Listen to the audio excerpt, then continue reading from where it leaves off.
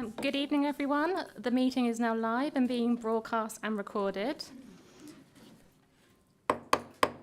Ladies and gentlemen, please welcome the Mayor of the Borough of Bracknell Forest, Councillor Janet Cochrane. Good evening, everyone, and welcome to this meeting of the Council. I'm waiving the requirement in the I'm waiving the requirement in the Council procedure rules requiring councillors to stand when addressing the meeting, so please remain seated. The meeting is being broadcast and recorded. If there are any technical issues, please bear with us. I now declare the meeting open. Right. Agenda item 1 is apologies for absence. Are there any apologies for absence, please? Thank you, Madam Mayor. I have received apologies from Councillor Frost, Jeffreys, Pickering, Welch and Virgo. Do we have any other apologies? Please raise your hand and I will come to you in turn. No. Clerk, is there anyone joining online? Please can those joining remotely turn and confirm their attendance when the clerk calls your name. I can confirm that there are no councillors joining remotely. Right. Agenda item 2 is to recommend for approval as a correct record the minutes of the meeting of the council meeting held on the 23rd of April 2025 and the annual meeting of the council held on 14th of May 2025. I am happy to move the approval of the minutes. Before I ask Councillor Temperton to second the motion, please indicate if you have an issue with the accuracy. No. Deputy Mayor, has anyone joining remotely indicated that there is an issue? No, Madam Mayor. There isn't anyone at all? Right, okay. Councillor Temperton, are you happy to second the minutes as a correct record? Happy to second, Madam Mayor. Thank you, Councillor Temperton. As nobody has indicated that they have an issue, those are agreed. Agenda item 3, declarations of interest. The full text for declarations of interest is set out on the agenda papers on item 3. Does any councillor have a disclosable pecuniary interest or an affected interest to declare? Please also declare the nature of the interest.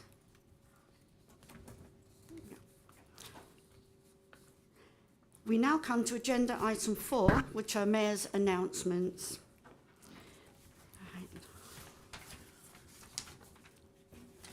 Right, I don't think we've got any pictures coming up. No.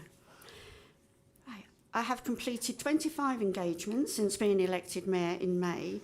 Over the past year, I've had the privilege of attending numerous events that showcase the dedication and vibrancy of our community. From official openings and milestone celebrations to school visits and local fairs, each occasion has highlighted the remarkable spirit that binds our borough together. I attended AGMs for various groups and charities where I met with the volunteers involved in running these services. Other events included evening receptions, Berkshire Choir performances at the Hexagon and art exhibitions at Edgeborough School, Bracknell and Wokingham College.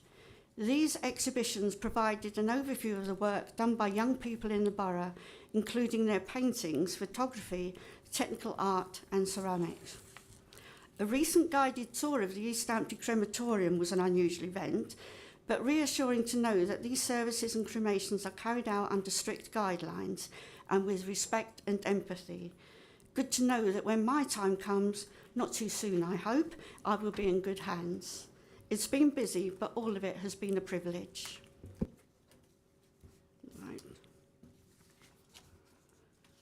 Right, where am I now?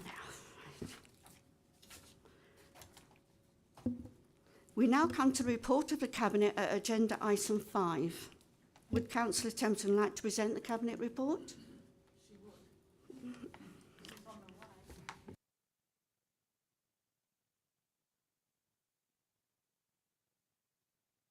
Thank you, Madam Mayor. We've had 3 meetings, as you can see on the board there. One in April, one in May, and one in July.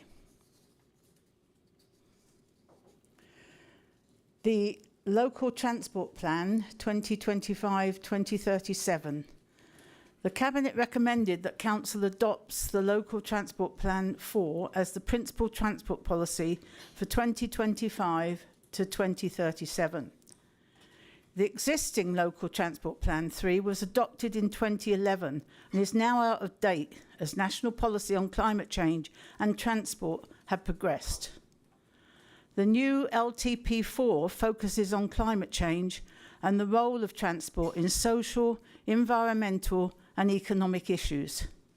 It will support the Council's objectives as set out in the local plan, which we adopted in March 2024.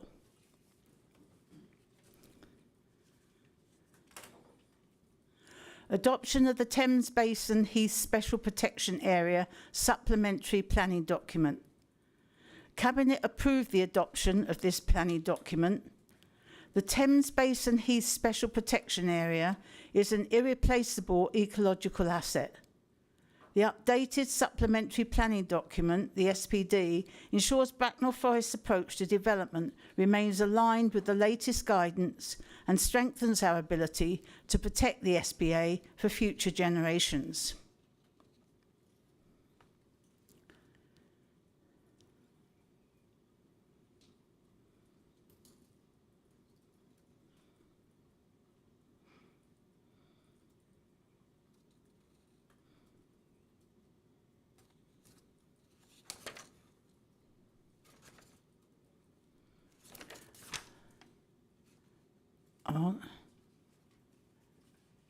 The Cabinet adopted the statement of community involvement in planning matters. The Council is required to update the statement of community involvement every 5 years. It sets out how our planning services keep residents and stakeholders informed and provides brief guidance on how the planning system works, how to participate in planning decisions, and what to expect if you choose to get involved.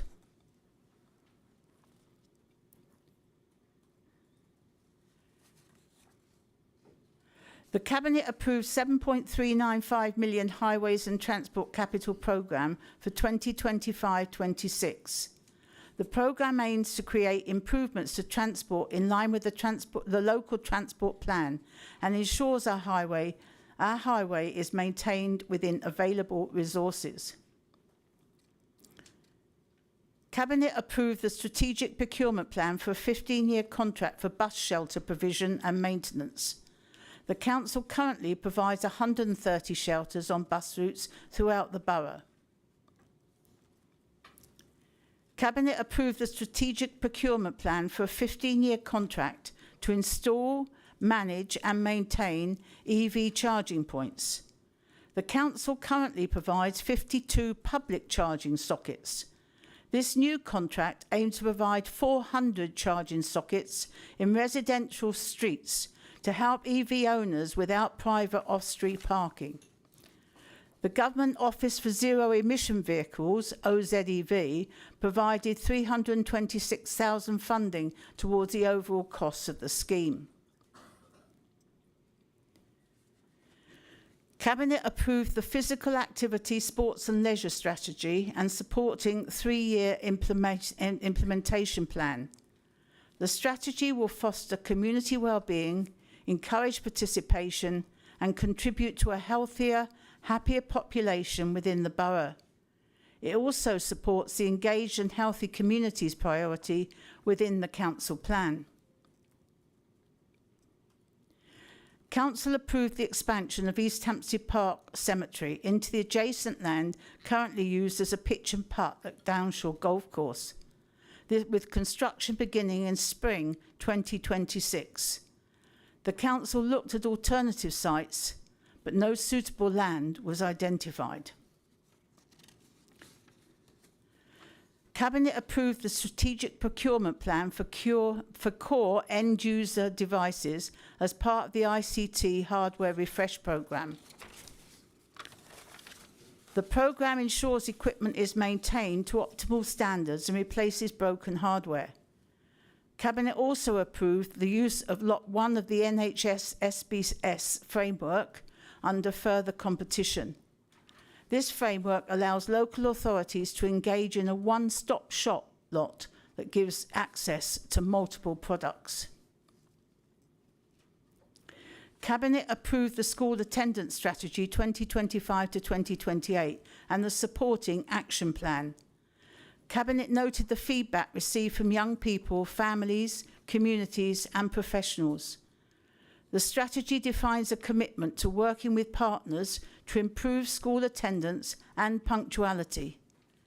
There is a strong correlation between good school attendance and achieving positive outcomes for children and young people.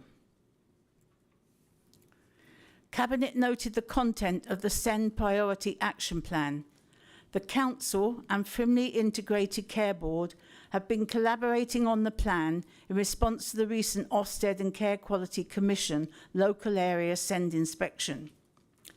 A funding request of $350,000 for additional SEND resources was also approved. Cabinet approved the Corporate Parenting Strategy 2025 to 2028 and its action plan. Cabinet also recommended that Council recognises care leavers as a protected characteristic. The Council has the responsibility to act for every child looked after. This duty stretches to those leaving care and until the age of 25. This strategy reflects the Council's commitment to supporting children and young people in care. It outlines the actions that service areas and external partners have committed to. Cabinet approved the procurement of a waste collection contractor from April 27 until September 28. The waste collection contract covers the refuse, recycling, garden and food waste service. Cabinet agreed Phase 7 of the Household Support Fund to help low-income residents. This fund has been crucial in supporting our most vulnerable residents since its introduction in 2021. It will continue to address the financial pressures faced by low-income households, particularly in meeting essential living costs such as food and energy. It will include support for children eligible for free school meals, extended local welfare support and targeted help for pension-age householders, care leavers and households living with disabilities. Cabinet approved a curbside glass collection service to begin from autumn 2026. Cabinet recommended that Council supports a supplementary capital approval of $980,000 for the vehicles needed to deliver the service and $800,000 for the containers. To comply with the simpler recycling legislation, all local authorities are expected to collect a core list of materials for recycling. This includes glass. Cabinet approved the inter-authority agreement which authorises Bracknell Forest to lead the integrated sexual health service procurement for councils in East Berkshire. It also approved details around the procurement, including initial term of 5 years with 2 12-month optional extensions. Local authorities are required to provide or make arrangements to secure open access to sexual health services for everyone in their area. The Cabinet approved the Council's asset management strategy for 2025 to 2030. The strategy is the first for the borough and aims to align property assets and asset management activity with the Council's strategic objectives. It also aims to ensure that decisions about the Council's building and land assets are centred on climate change response, affordable housing and school accommodation for children with special educational needs and disabilities. Cabinet noted the performance of the Council from January to March 2025. At the end of quarter 4, 63 actions have been completed, 50 actions were in progress, 1 action had not yet started. Of those actions in progress, 22 were rated as green, 21 as amber, and 7 as red.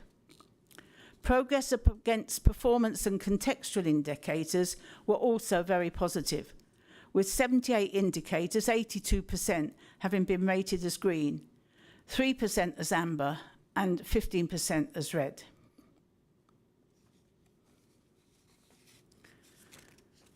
The climate change strategy, and I've got on this on my sheet, so the Bracknell Forest climate change strategy is next week.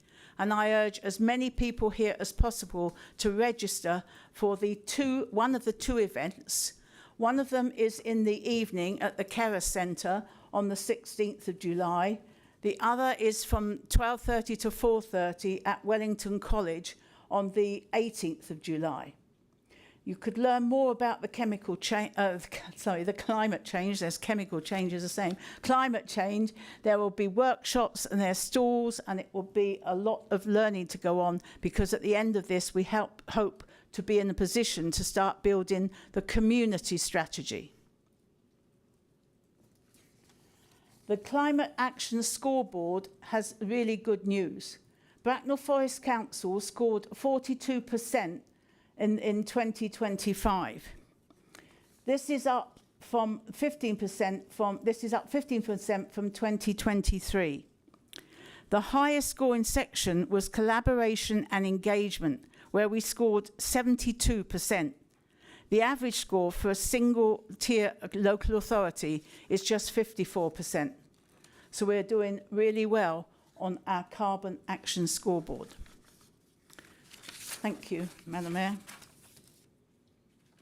Thank you. Does any councillor... Oh, sorry.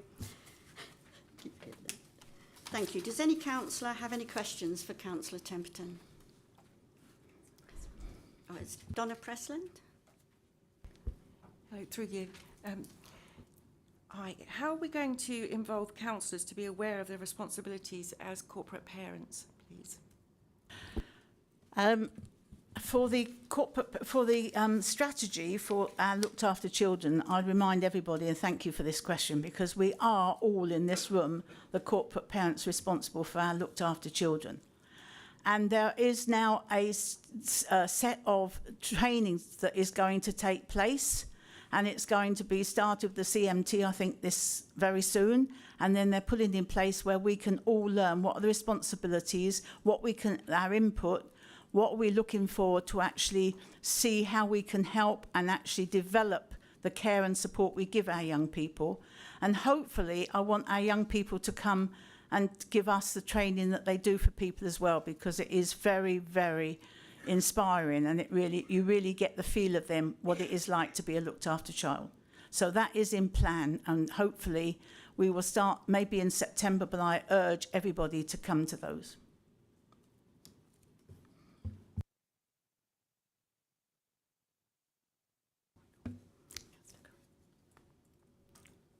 Sorry. Oh, sorry. Councillor Corinne, please. Yes, thank you, Madam Mayor. I'd like to commend Councillor Templeton on the initiatives within the local transport plan. Very exciting. However, on the 6th of May, there was a very peculiar Facebook post by the Bracknell Conservative Association. They actually quoted some wording in the local transport plan, and the wording was encouraging efficient use of broadband to access goods, services, employment and education. And they profiled this as a bad thing. Can someone please help me understand why this is supposed to be a bad thing? I can't answer that, but I'm sure Councillor Gilby, as it's his portfolio, will know all about this. Thank you, Leader, and thank you, Councillor, for your question. The reality is it's as much a mystery to me as it is to the councillor. LTP 21, from which this is quoted, talks about the benefits of fast, reliable broadband.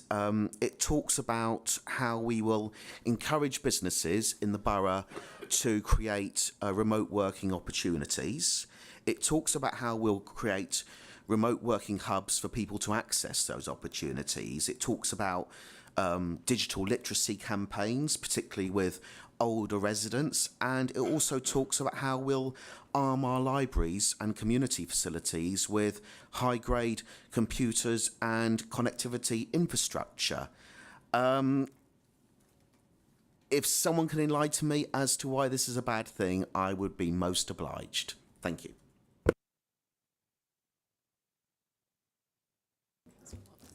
Councillor Watts, please. Thank you, Madam Mayor. I firstly wanted to compliment Councillor Temperton on the welfare scheme. As a previous single mum using that scheme, I really appreciate how far it reaches and how well the team make use of every pound that they receive. I do have a question about the Simply Recycling scheme. When will there be working groups brought in to work on this, please? That will be set up as soon as possible. I think probably we won't be working during August. I doubt we don't, but it will be as soon as possible. Thank you. Yeah. Councillor Can Councillor Purnell, have you got any update on that? Yeah, thank you, Leader. Working groups will be established in the autumn. Councillor Hafferty, please. Thank you. I do commend the lead on all the work for climate change. Obviously, it's something that's very close to my heart. The climate summits are really important, and as you mentioned, they're going ahead on Wednesday evening, and Friday afternoon. It'd be great for everyone here to sign up to one of those. How would people sign up to them? How can we find out information about it? You can go on the website. It's very clear on the website how to sign up. It's an Eventbrite, and yeah, that's right. And you have to sign up because we need to know how many people are coming. There's already over 100 coming on each occasion, but it would be nice to actually get it filled up. So good to see you there. Sorry. Councillor Allen, please. I have another question on the simpler recycling. It's to do with the glass collection.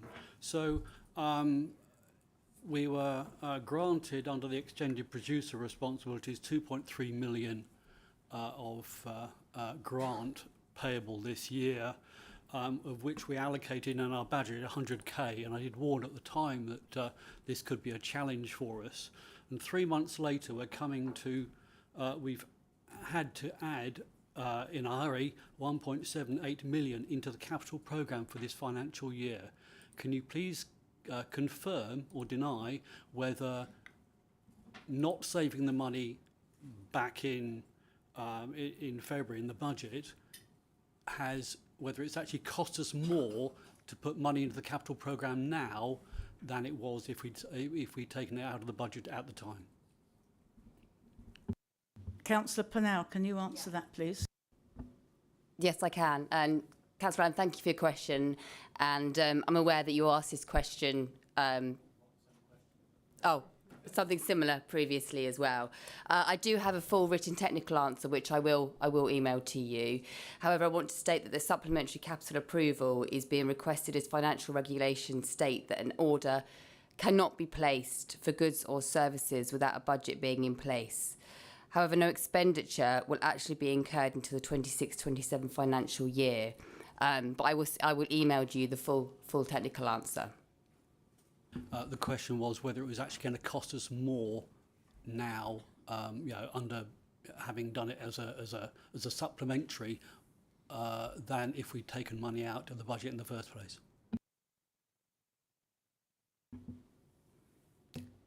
Not expected to, no.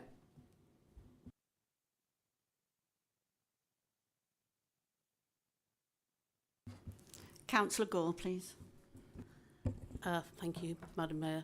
My question was actually following on from Councillor Hafferty's, but we've got out of sync a bit. So what I wanted to ask was about climate change 2 days.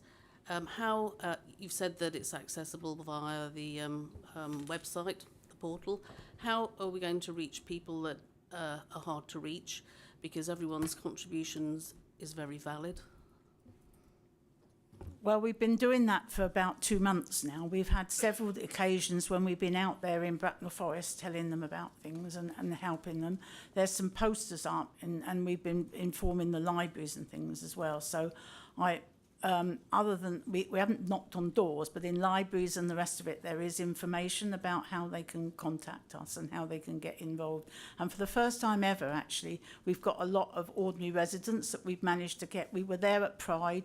We were there at the, I was there at the Food and Music Festival at Southall Park as well, and we've been out in the Princess Square and around there about 3 times or 4 times since, talking about this as well and meeting residents. So we have really tried to get ordinary people off this, because we need people who may be climate deniers coming along as well as those that are passionate. Thank you. Is that all the questions? No one?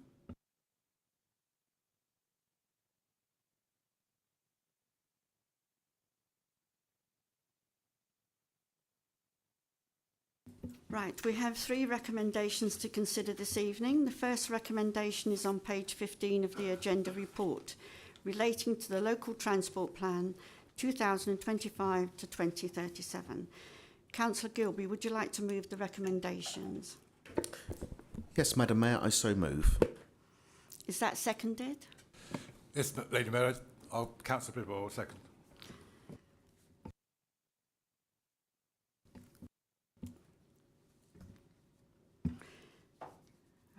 Now we'll move to the debate. Councillor Gilby, would you like to speak to the motion, please? Yes, Madam Mayor, and thank you.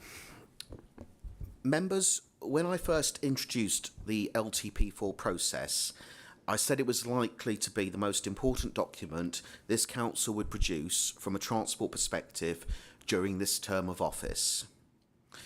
I said this because this iteration of our local transport plan isn't just a response to existing travel patterns. It's an effort to align our transport vision with our efforts as a council to embrace the challenge of climate change and offer a more sustainable transport infrastructure for our residents, visitors and businesses to enjoy. Whether it's a safer cycle route for a parent taking their child to school, or a step-free bus stop for an older resident visiting the town centre, this plan is about practical improvements that touch everyday lives. The strategy lays out 6 core themes, from improving walking and cycling routes to investing in reliable and affordable public transport.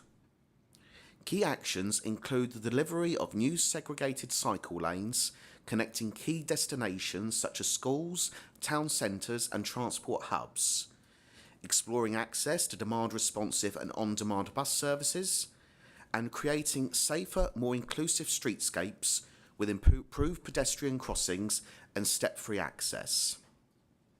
The strategy also commits to developing mobility hubs in key locations to support integrated journeys and investing in real-time travel data systems to help manage congestion more effectively. Let me assuage a fear. The plan recognises the vital role that cars will continue to play in our borough's transport. Indeed, it was this administration that profiled an extra £5 million over 4 years towards road maintenance and other infrastructure. What this plan does is build upon our commitment to make alternative transport more accessible and sustainable, so our community benefits from the wider choice of travel options. Its strength isn't just in isolation, but how it links up with other critical documents like the local plan. The local transport plan isn't a one-off. It's the glue that holds this council's ambition on transport together across all departments. The plan isn't a quick solution. It's a plan over 12 years and will require action over several terms of office. I am grateful for the role our community has played in this plan's development through its consultation process. And I sincerely believe that this local transport plan is a bold step towards achieving our vision. A vision encapsulated when we pledged to, quote, develop a sustainable and resilient transport network that reduces carbon, provides choice and access for all in a safe and healthy environment, making Bracknell Forest a desirable place to live, work and grow. Madam Mayor, I so move the recommendations in the report. Thank you. Thank you, Councillor Gilby. Does the seconder wish to speak now or reserve your right to speak later in the debate? No, I'll speak now. Thank you very much, Lady Mayor. And also remember to turn the microphone on. Bracknell Forest, it's easy for me to say. Bracknell Forest local transport policy plays a key role in shaping how the borough grows and prospers. At its core, the strategy is about ensuring that as the local population and economy expand, residents and businesses benefit from improved access, better connections, and more reliable travel. Transport is the backbone of the local economy. With Bracknell home to major employers and growing retail and services sector, good transport links are critical. The policy supports upgrades to local roads and improved access to Bracknell town centre, which helps drive footfall, supports small businesses and creates jobs. Better bus services and cycle routes also make it easier for residents to access work, schools and services without relying on cars, saving time and money. As thousands of new homes are built across the borough, the council is investing in infrastructure that supports sustainable growth. This includes smart traffic management, new pedestrian and cycle networks, and better connections to neighbouring towns. These measures aim to protect quality of life by reducing congestion, improving air quality, and making local journeys safer and more efficient. In short, the local transport policy is about more than just roads. It's about unlocking local opportunity, supporting businesses, and ensuring growth benefits everyone in Bracknell Forest. Please support this. Thank you, Councillor Bidwell. Does any other councillor wish to speak? Please speak, Mr. Harrison. Councillor Harrison. Thank you, Madam Mayor. I actually am going to support this policy document. You could quibble about little individual things, but actually, on the whole, as our communities grow, as our town develops, and as traffic intensifies in some ways, as you get bigger, you need to have some shift towards public transport and towards alternative means of transport than the motor car. That's not to say we've got a downer on the motor car, but people need a choice. And I also welcome the continuation of the rollout of electric car charging points, because it shouldn't be just people who live in detached houses who can have a charge on the side of their house that should have the opportunity to move to a cleaner, greener form of transport. You know, that should be open to more of the population. That it's challenging, and I recognise the constraints within which the council operates, and the budgetary constraints and technical constraints and so on. But on pragmatic grounds, I will offer this my support. Thank you, Councillor Harrison. Councillor Wright. Thank you very much, Madam Mayor. It was just really to add something from a public health point of view. I'm currently reading a book by Devi Sridhar about how to live to 100. And she looked at cities where there is good public transport, and she found they had much better health and healthy life years. So I think with a public health hat on, I also think having a strong transport policy is really good for the borough. Thank you very much. Thank you. Thank you, Councillor Wright. Councillor McLean. Thank you, Madam Mayor. I agree with Councillor Gilby in his statement that we want to make public transport and other means of transport, apart from the motor vehicle, more attractive. But I think the key thing is we have to make sure that people have the opportunity to choose to use alternative forms of transport, because it actually works better for them than using the motor car. We all know that the motor car, the internal combustion engine, produces toxins that go into the atmosphere and damage people's health. And this plan goes some way to tackling that.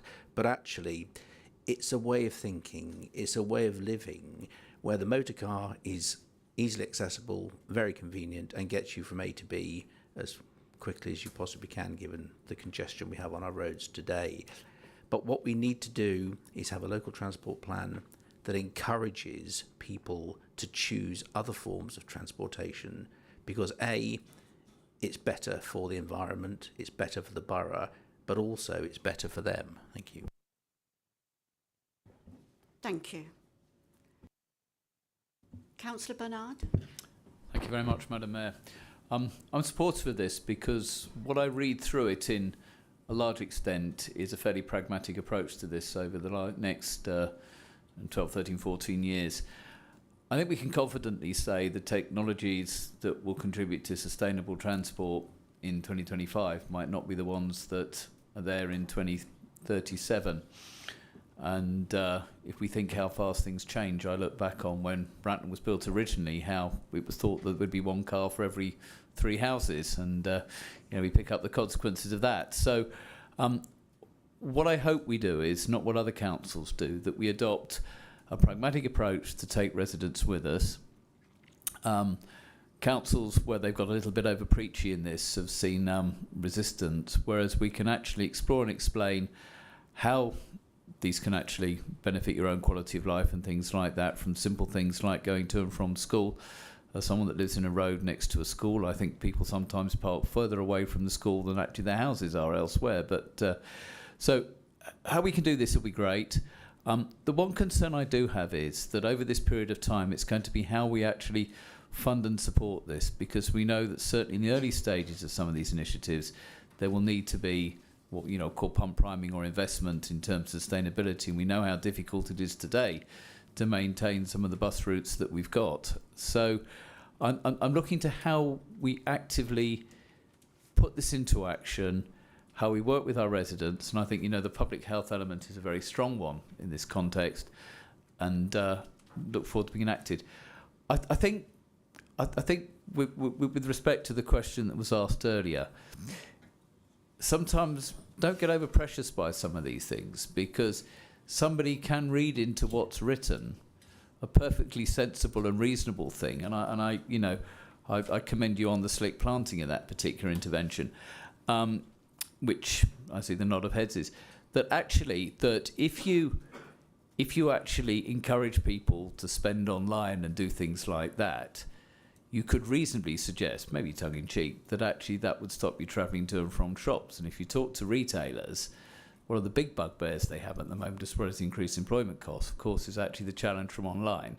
So don't dismiss it out of hand. So what we actually have to do at the same time, and I think it falls in your remit, Councillor Bidwell, is to make sure that it is still preferential wherever possible to get out of your house, get on a bus, cycle, walk into Bracknell Town Centre, into the Lexicon, to support the businesses there, to actually keep that economic vibrancy and the town centre vibrancy that we fought for over 30 years to get to. So I think, I get some of this, but let's not get over precious by it. Thank you.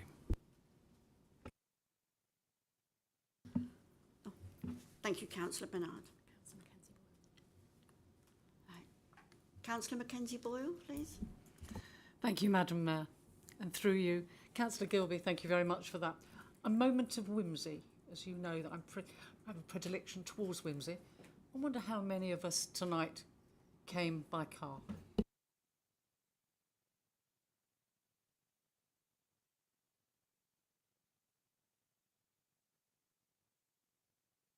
Is that your question? Yes. Right, thank you very much. Yes, thank you. Didn't see any hands go up. No one's admitting it.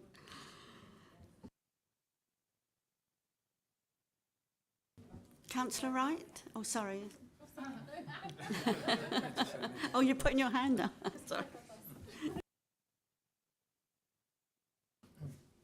Right. Councillor Gilby, would you like to sum up, please? Yes, thank you. I'd first like to start by addressing Councillor McLean and Councillor Harrison, and indeed I make the broader point that I appreciate the support that members have offered for this transport plan. Councillor Harrison picks up on an important point. What this plan is not anti-car. I am very open in not being... I'm very open about the fact that I love a good bus. You'll have seen my videos. I love a good travel around. Although in answer to Councillor Mackenzie-Boyle's question, go figure, tonight's the only time I've used a car share. But we do encourage car shares as part of our plan. But exactly as you say, Councillor Harrison, it's about offering choice, which I think most residents, irregardless of where they may stand politically, will respect. They want to have an opportunity to access whatever form of transport they want to use. And I sincerely believe that this plan goes a long way in broadening the options that are going to be available for residents, visitors, businesses in the years to come. You ask Councillor Barnard about our commitments and how we keep essentially to those commitments financially over the next few years. And of course, it is an ongoing challenge, but where I think you'll respect this plan is it doesn't just come out with weaselly ambitions, general words about what we want to achieve. For example, at the end of this plan is an action plan. We have specific goals that we have tied ourselves to. Now, obviously, as in with any issue in council right now, finance is an issue, but two things I'd say to that. To be entirely frank, we wouldn't have put down goals if we didn't think they were achievable. And such is my conviction in that we have essentially put our flag to the mast by laying out those goals. Those are things that you can hold me personally and the council more widely accountable to as the years go on. Although I would emphasise, of course, that this is a 12-year strategy. There will be multiple terms of office that will need to fully enact this. And lastly, to Councillor Wright, as ambitious as I am about this plan, I think you'll forgive me if I don't go out there saying that by adopting this plan, we're all going to live to 100 years old. I'm not that brave, but thank you. Thank you, Councillor Gilby. The recommendation is set out on screen. The Democratic Services Officer will count our votes, so please make sure your hand is clearly raised. Can all those present in the chamber indicate by raising your hand if you support the recommendation?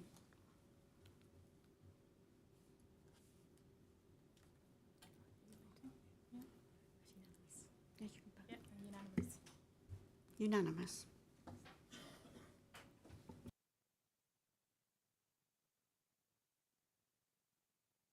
No. Sorry. Oh, is somebody leaving? Yeah.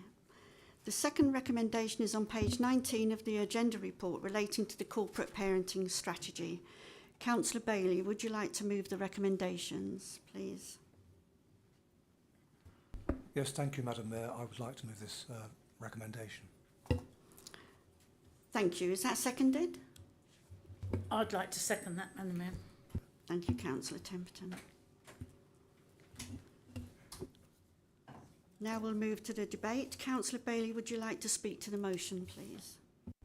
Yes, thank you, Madam Mayor. Just a few words to start.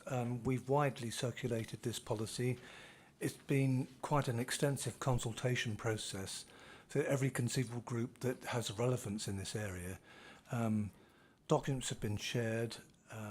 The feedback has been unanimous. So this is really a continuation of what we had before, but just to make sure it's embedded in a strengthened way. We all have responsibility, and this afternoon before coming here, I was present with Councillor Temperton at a SILSIP meeting to see the young people who run the meetings. I've been coming since we were first into administration, and see those young people voice their concerns and give us insights that we would frankly never have. It's been quite an eye-opener. We owe it to them to give them the opportunities that maybe some of us took for granted. And I'm always inspired when I speak with them, when I listen to them, when I hear their frustrations, when I hear their ambitions. So, you know, I urge you all to support this. It's our responsibility, and we need to give them the best chance they're ever going to have. So thank you, Madam Mayor. Thank you, Councillor Bailey. Does the seconder wish to speak now or reserve your right to speak later in the debate? I'll reserve.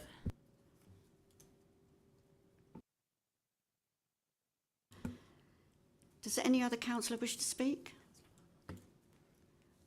Councillor Bernard?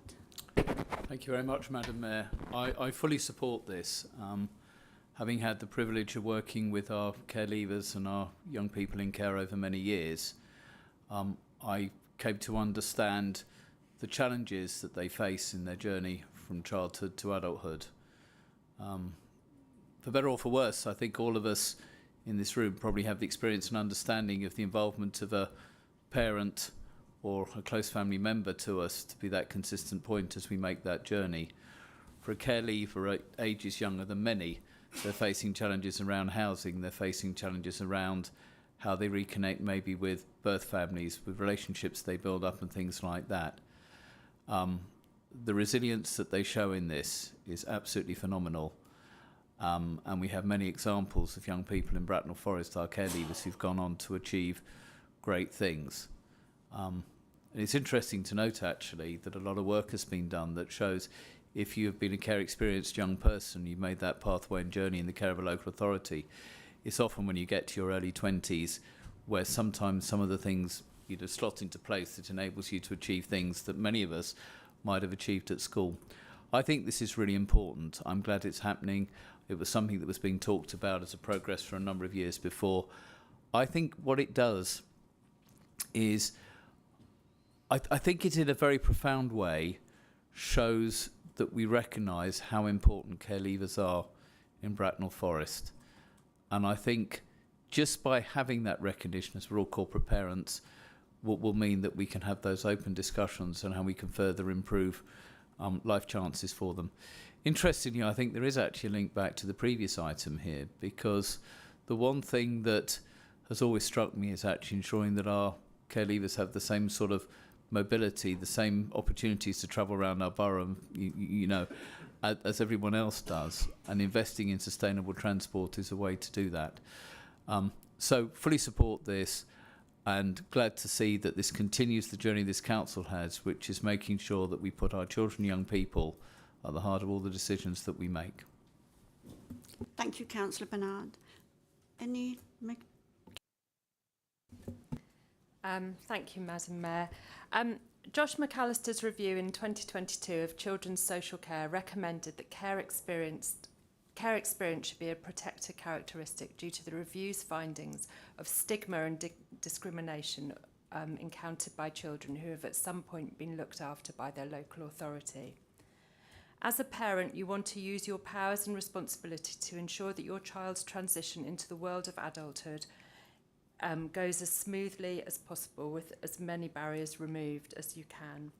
As a corporate parent, we should want the same for our children who are looked after by the local authority, which is why I'm happy to support this motion. Thank you. Thank you, Councillor Wright. Are there any other? No? Right, the recommendation, sorry, invite the seconder to speak. Sorry, Councillor Templeton, please. My pleasure. This strategy reflects this council's commitment to ensure the best possible outcomes for our children and young people in care, but particularly for those leaving care. It outlines how we work together to provide support, opportunities, and care that every child and young person deserves. We're dedicated to listen to their voices, understand their needs, and make decisions that put their well-being and future first. Recognising care leavers as a protected characteristic ensures we're putting every child in our care at the core of everything we do, and it's right that we do this. Thank you, Councillor Templeton. The recommendation is set out. Sorry. Invite Councillor Bailey to sign him up, please. Sorry. I'd just like to thank the two councillors for their contributions. Being at this meeting tonight with the SILSIP group is quite instructive. It was inspirational, it was moving, and it affected me. There's a lot that we still need to do, but we are doing the right thing, and I encourage all of you here to get as involved as you can, just to see the challenges that they face and the journey that they've come through, or that they're making progress with. One of these young women is hoping to study psychology, and she has been frankly amazing. So thank you, and I urge you to support it tonight. Thank you. Thank you, Councillor Bailey. Now, the recommendation is set out on screen. The Democratic Services Officer will count our votes. So please make sure your hand is clearly raised. Can all those present in the chamber indicate by raising your hand if you support the recommendation?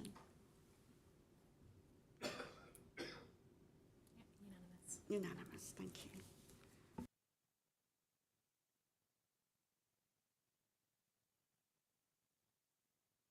That is carried.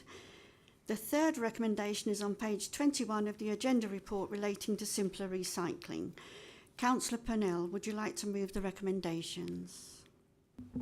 Thank you, Madam Mayor. I'd like to move the recommendation as shown on the screen. Thank you. Is that seconded? I'd like to second that, Madam Mayor. Thank you, Councillor Temperton. Now we'll move to the debate. Councillor Purnell, would you like to speak to the motion, please? I will, thank you, Madam Mayor. This recommendation will allow us to order the necessary trucks and wheelie bins to start collecting glass at the curbside from the autumn of 2026. The lead time for vehicles is very long, which is why we need to order the vehicles now so they arrive in time for next autumn. By agreeing to this recommendation, members will enable us to comply with government legislation on simpler recycling, which was introduced last November, and meet the need of residents who have been pressing for a curbside collection of glass for many years.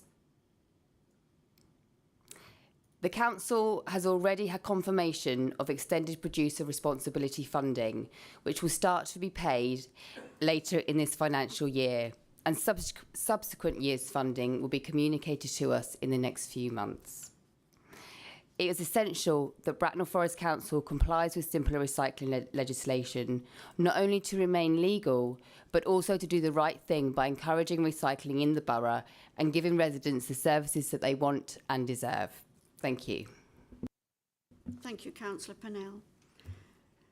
Does the seconder wish to speak now or reserve your right to speak later in the debate? Reserve. Thank you. I can't get this on. Does any other councillor wish to speak? Sorry? Councillor Allen, would you please like to speak? Whilst I'm happy to support the motion, I would like to bring up Councillor Purnell on a comment she made that it will allow us to comply with the legislation. It will absolutely not, because if we were complying with the legislation, we'd have the trucks in place and running by March next year. But because the trucks won't be available until the late summer, autumn next year, we will not be complying with the legislation. We will be late, and there is a potential we might be subject to a penalty. Thank you. Does any other councillor wish to speak? No. Thank you. Invite seconder to speak, please. Thank you, Madam Mayor. To be compliant, all local authorities need to offer curbside and recycling collections of plastic bottles, pots, tubs, trays, metal cans, tins and foils, paper, card, food, garden waste, glass, and flexible plastics. So we're really doing quite well, because the only thing we're not got at the moment is glass. Flexible plastics is out for 10,000 people are on a trial for this, and it's working well. So it is the glass, and the deadline for that is supposed to be March 31st, 2026. But wherever you go, whenever you talk to people, this is a bit late in every council's agenda. And the fact that everybody is now going to order all these thousands of bins, and everybody is going to order all those lorries, and trucks, I don't think we're in a worry that somebody's going to ask us to compensate for the fact we haven't got it, because we could put an order in tomorrow and we know we are going to be within the timescale like everybody else. It's going to be a bit of a difficult situation for anybody to reach this deadline, I think. So I fully support this. I don't think it's going to be an easy thing to do, and I think that's why we do need this working group to work out how, because some people will be anxious that they don't actually want this bin, and they're going to have to be persuaded or think of alternatives to do it. And I think that, and we do have a really, really good recycling of glass record at the moment by taking it to the bottle banks. So this is going to cost a lot of money, and we might not get as much coming from it, but it's what people want, and it's going to be legislation. So I support this because it will. We can't not do it because everyone around us is doing it, and it is going to be, it's legislated against. So we're going to have to do this. We're going to have to get on and do this, but I think we do need this working group to work out how we're going to do it for every locality, so that our residents are consulted and really want and take part in this as well. Thank you, Councillor Temperton. Councillor Purnell, to sum up, please. Thank you, Madam Mayor. Just to say and to reiterate that we are fulfilling our legal duty as this is statutory legislation, and we do need to order these vehicles as soon as possible so that we can arrive in time for us to start collecting in the autumn, August 26. Thank you, Councillor Purnell. The recommendation is set out on screen. The Democratic Services Officer will count our votes, so please make sure your hand is clearly raised. Can all those present in the chamber indicate by raising your hand if you support the recommendation?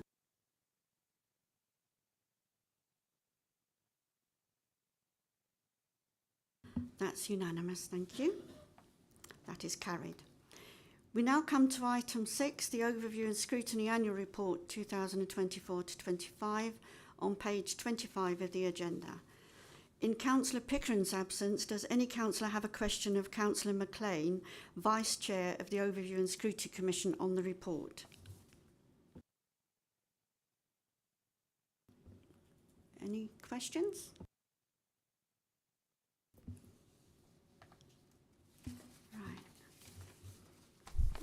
Thank you. If there are no further questions, Councillor McLean, would you like to move the recommendations?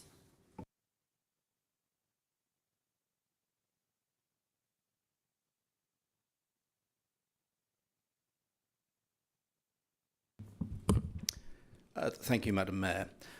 As you have quite rightly said, I'm standing in for Councillor Pickering, who's unable to be here this evening, so apologies for that.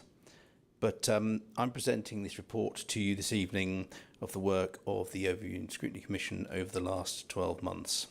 And there are some particular key points I'd like to draw out of the report for your kind attention. We've certainly exercised our duty to scrutinise outside bodies, Thames Valley Police, health authorities, Thames Water, but we've also focused our work on looking inwards at the work of the council, and there's an ongoing study into special educational needs, and that will be reporting in due course. The Commission has fulfilled both parts of its title. We have viewed the work of the council and other bodies, and we have scrutinised their work as well. So I think we have fulfilled our duties on both those fronts in a very collaborative and non-party political way. And my position as Vice Chairman, I think, underscores that point. So to conclude my remarks, I would like to thank the members and officers who've worked very hard over the last 12 months on Overview and Scrutiny, but also those members of the Commission and its panels who are co-opted. So thank you to all of them. And I'm perfectly happy tonight to recommend we support the recommendation at 2.1. Thank you. Thank you, Councillor McLean. Is that seconded? Councillor Eggleston, please. Yeah, Councillor Eggleston, happy to second. Thank you. Thank you. Does the seconder wish to speak now or reserve your right to speak in the debate? No, I'm happy to speak now. I just want to concur with Councillor McLean to say what we've actually been doing as a panel has been cooperative across all parties, and it is really good to have such a good overview and scrutiny that is a vital part of our democratic governance in Bracknell Forest. and it's really good to be able to represent the residents and to be able to scrutinise outside bodies and also the council as well, to make sure that we are doing our very best for our residents. And also, as part of the overview and scrutiny, there is obviously working with the Frimley Park Hospital as well.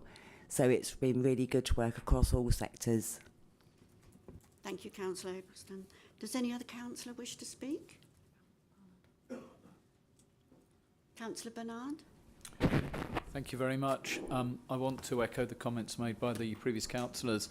I think something I'd like to put on the record tonight, though, is that as councillors on overview and scrutiny, we don't do this work in isolation. And I think, you know, it would be good to acknowledge tonight the role that officers have, both the democratic services and the scrutiny role, in terms of advising the panel in terms of how we do things, because it is a bit of a procedural minefield at times. But I think that you know, the advice, the ability to set recommendations, the ability to actually question issues and to sort of work through the boundaries, it's very important to having this collaborative and constructive approach. I think it will get more gritty as the years go on because the issues facing this council get more so. But I do think it's worth just acknowledging, you know, the support that we get in our function there, because often, you know, it goes unnoticed, but it's absolutely vital to the smooth running of the Commission and the panels that spring from it. Thank you, Councillor Bernard. Councillor Watts, please. Thank you, Chair. As an ex-LSA in SEND schools and a continuing SEND parent, it's been a privilege to put my learned experience to our ONS panel, overview and scrutiny panel, sorry. We've all been working really hard to review and to question the new SEND strategy, and we're really hoping to re-engage with those SEND parents and SEND children. Thank you very much. Thank you, Councillor Watts. Councillor McLean, would you like to sum up? Nothing to add, Madam Mayor.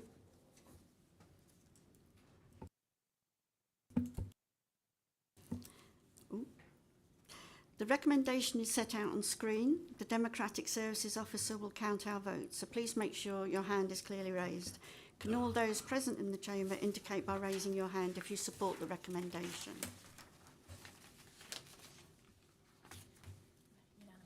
Unanimous. That's unanimous. That is carried. Thank you. The next item on the agenda is questions received under the Public Participation Scheme. We have received a notice of a question from a resident who was set out at item 7 at the beginning of your agenda. The response for the question has been published as a supplementary to the agenda. The question and response will be displayed on the screen and will be taken as read. The resident is having the opportunity to ask one supplementary question, which should arise directly from the question or the reply provided, and be succinct. The question is from Mr. Ben Durbin. Can I confirm that he is present? Thank you. Would you like to come to the lectern, please, Mr. Durbin, and ask Councillor Bailey a supplementary question? Thank you. Thank you, Councillor Bailey, for your response to my question. I find it really encouraging to hear about the steps which are being taken to ensure strong governance of our SEND provision, and to be learning from others as well. I'd appreciate it if you could add to your response with a couple of concrete examples which might resonate with a parent of a SEND child in Bracknell, or perhaps a SENDCO in one of our schools. And I'm interested in particular about what can they expect to see which should already have happened, which now can happen as a consequence of the new board being in place, or the input that's coming in from outside of the borough. Thank you. Thank you, Mr. Durbin. Councillor Bailey, can you respond, please? Yes, can I thank the gentleman for his question. Let me first say I understand and appreciate and respect his frustration and disappointment with what's happened hitherto. This new board, I've been to 2 meetings with it now, it has an independent chair. There's a real rigour and determination to make sure we learn those lessons, and ambiguously learn those lessons. and to make sure we put in place steps that will get us to where we need to be. And that is having parents and carers of SEND children feeling happier that their child is getting the attention, the focus and support that they need in a way that leads to them enjoying the education that they should expect. And at the same time, I understand from the number of calls that I get the frustration and also the distress that it causes to parents in terms of mental well-being, in terms of marital discord, in terms of employment breakdowns. It is a big, big deal for them. And I know, as I shall be saying a bit later, the national system is broken. It needs urgent reform. But we will learn those lessons here in Bracknell. We're all determined. It remains our top priority. And he's welcome to come to me any time, and I'll share with him what it is that we intend to do. One final point is that I've said this previously, this is not a political football. That's why we've got steps in train now to have an executive advisory panel, with the leaders of the other parties, and we will share everything. We need to get this resolved in a pragmatic way, which is focused, and we set expectations in a reasonable way. There are still challenges, huge challenges, which we know only too well, but we're all determined. And I'll leave it there. Thank you. Thank you, Councillor Bailey. Thank you for joining us tonight, Mr. Durbin. You're quite welcome to stay if you wish to. Agenda item 8 is questions submitted under Council Procedure Rule 10. We have received a notice of 4 questions which are set out at item 8 at the beginning of your agenda and will be displayed on the screen. The response from the relevant Cabinet member to the question has been published as a supplementary to the agenda. Both the question and response will be taken as read. Councillors can ask only one supplementary question, which should arise directly from the published response and be succinct. The first question is from Councillor Sophie Forster to Councillor Wright, Cabinet Member for Adults and Public Health. Would Councillor Forster like to speak, please, and ask one supplementary question? Thank you, Madam Mayor. I thank the Cabinet Member for her very detailed response. Whilst there is much positive progress outlined within the response, I am not 100% convinced that it's completely answered the original question. Would the Cabinet Member be able to speak further on what specifically is contained within the new strategy to further this Council's engagement with the many currently unregistered carers within the borough? Thank you. Thank you, Councillor Forster. Councillor Wright to respond, please. Thank you, Madam Mayor, and thank you to Councillor Forster for a question. Our new carer strategy came in at the beginning of this year, and from the start we commissioned signals for carers to work with our carers, as well as improving the work we've done. We have done outreach work in local mosques. We've done it in the Polish World Cafe, the Indian World Cafe, and at the Health Forum for Carers. We've seen a 6% increase on last year with carers engaging with us, and our number of registered carers since in the past year has gone up from 3,348 to 5,296.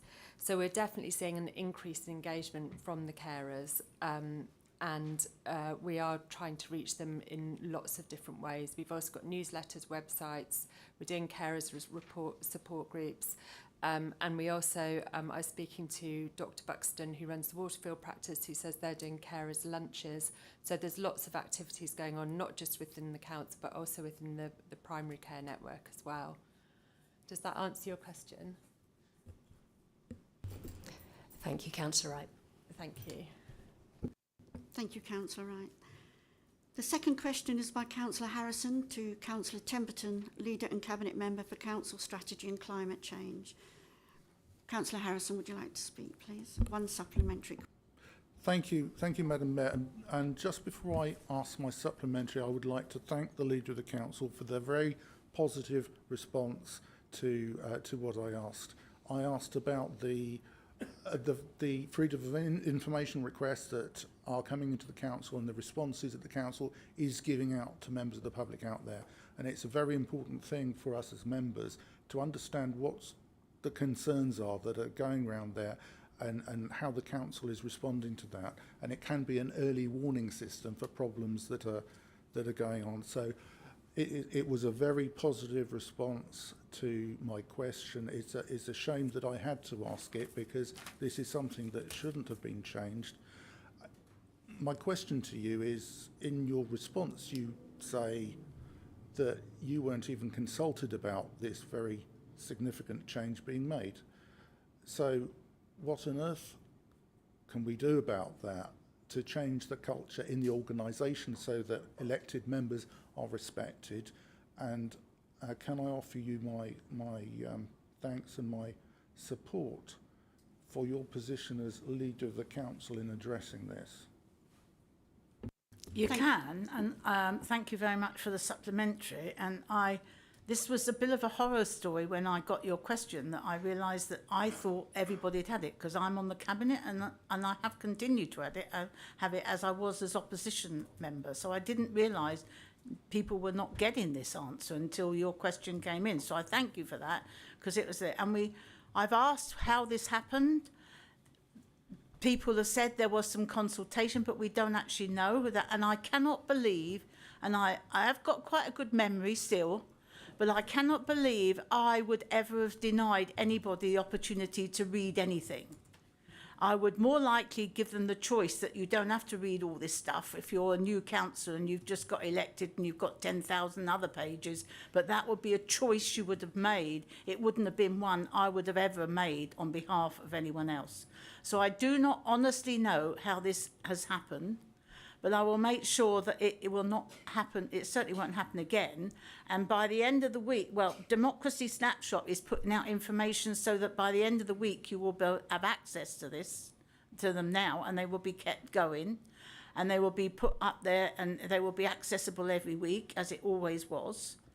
And also it's going to go on our website, as the answer says, and in the website they're now trying to develop a search that anybody, public or us, can actually look at that research and find out some question that we feel we would like to have, like weight loss or obesity or lost children or something, and we could go on that and actually find all the freedom of information that have actually been raised on that. But that is still in development, but it will be there as soon as we can. So all I can honestly do is, on behalf of this council and myself as leader, apologise, which I did do. But it's going to be rectified as soon as possible. Thank you, Councillor Temperton. The third question is from Councillor Barnard to Councillor Bailey, Cabinet Member for Children and Young People. Councillor Barnard, could you ask one supplementary? Yes, thank you. And I note, Councillor Bailey, and thank you for your very brief response. So in terms of the supplementary, can you beg my indulgence for a minute? So I noted in your very brief response that you did not indicate it was a satisfactory response. I do sympathise with you, because I've been also at the receiving end of absolute stinkers from my own government when the Conservatives were running the government. So I appreciate that it was definitely not a satisfactory response. However, given that we know that we have children in Bracknell Forest whose needs cannot be met in a mainstream school, and our head teachers and we know parents and carers say this, I was wondering if you'd undertake to maybe just sort of reconnect with the Minister, just to really push the point that you have to have a mixed economy. And I say this because I'm getting somewhat alarmed at the mood music, and it's been in the press this week, that there seems to be more of an ideological twist, for want of a better word, against special school provision, and that things should happen in mainstream. So I'm asking you, Councillor Bailey, if in order to take this discussion further, as you know you have this responsibility for education, just to highlight to the Minister that yes, all the plans and things that you discussed are in progress and going forward, but we are not going to meet the needs of our children if we don't have this autism school. That doesn't mean to say that we haven't got these great special resource units. You know, we've agreed as from capital, but we have got to be absolutely clear that our ability to move this service forward requires us to have this school. And I'll finish by saying governments can make decisions around finances. We've seen examples in Parliament recently where money has been found to fund things. If this was important, if there wasn't an ideological issue behind it, it would be happening. So I'd ask you to write to the Minister so we can further debate this later on this year when we get, hopefully, a response from a Minister, not a civil servant in some unit, probably 2 or 3 stages removed.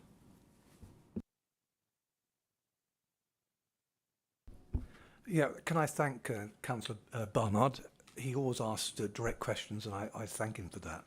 The first point of clarification is that the letter that was sent from the Overview and Scrutiny Commission. It wasn't a letter from me, and you know, I was aware that it was going to be written, and the response from the civil servants and the DFE was shared with me.